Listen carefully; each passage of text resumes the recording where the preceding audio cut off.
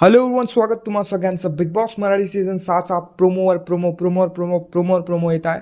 पण आता समोर काय होणार आहे हाच आपल्या सगळ्यांच्या डोक्यात एक प्रश्न आहे. तर याच प्रश्नाचं उत्तर देण्याचा मी प्रयत्न करणार.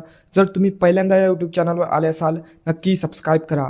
तर आज दुपारी किंवा संध्याकाळी मला आठवण नाही, पण एक प्रोमो आला. त्या प्रोमोमध्ये आपल्याला रितेश दादा देशमुख सुरुवातीला वेल्डिंग करत दिसले.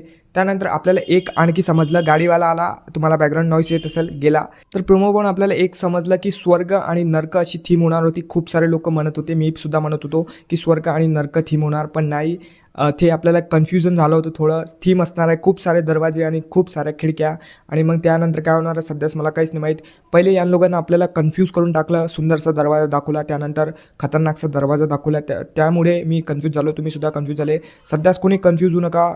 दरवाजे खिडक्या राहणार आहे, शेकडो दरवाजे खिडक्या. मी तुम्हाला स्क्रीनशॉटच दाखवू शकतो. व्हिडिओ तर इथं चालू शकत, कारण कॉपीराईट मारून देणार, तर फालतू नुकसान होऊन जाणार माझं पण आणि माझंच होणार, तुमचं तर नाही होणार.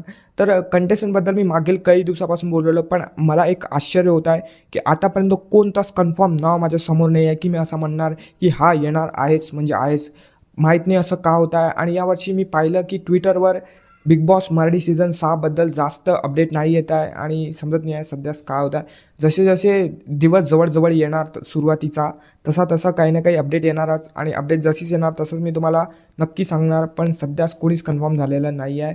थीम आहे स्वर्ग आणि नरक नाही आहे, खूप सारे दरवाजे असणार आहे. पुन्हा सांगतो, तुम्ही नक्की सबस्क्राईब करा. मी भेटतो तुम्हाला नेक्स्ट व्हिडिओमध्ये. तेव्हापर्यंत टेक केअर, बाय बाय. माझं बोलणं कसं वाटत आहे कमेंट करून नक्की सांगा.